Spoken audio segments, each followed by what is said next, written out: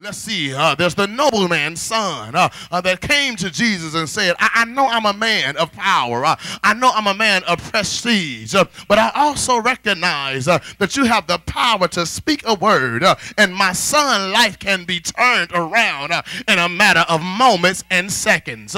Maybe I ought to pause right here and ask somebody, do you know why you following Jesus? Has he done anything for you that says he's done so much for me that you can't make me doubt him?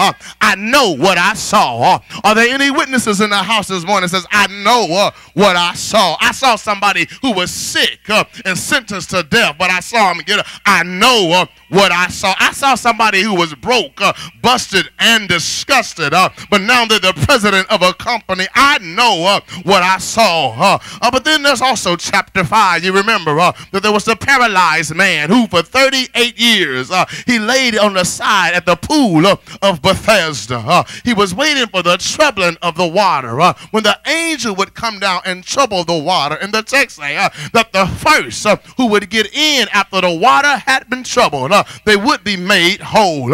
But for 38 years, he watched other people get in the pool before him, and he began to think in his mind, when is it going to be my season? I'm looking for some real people this morning that says, I felt like the man at the pool of Bethesda, that I watched everybody else step into their season. I watched everybody else walk in their calling. I watched everybody else come into the fulfillment and the purpose on their life. But here I am, seeming like I'm not going anywhere.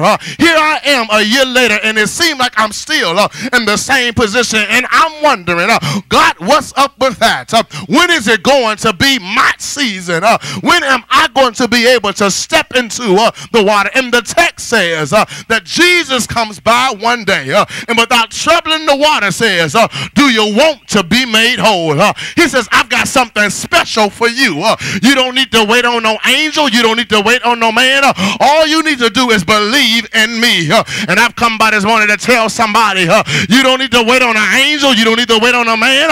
All you need is to put your hand in God's hand and believe that God has something special for you. Is there anybody here this morning that says, I believe that God has something special in store for me, that God is going to do the supernatural in my life, that God is going to do the incredible and the unthinkable in my life. And the text says in verses 2 and 3 that they followed Jesus because they had witnessed the signs that he had performed on those who were diseased. But when I looked at it real close, I also understand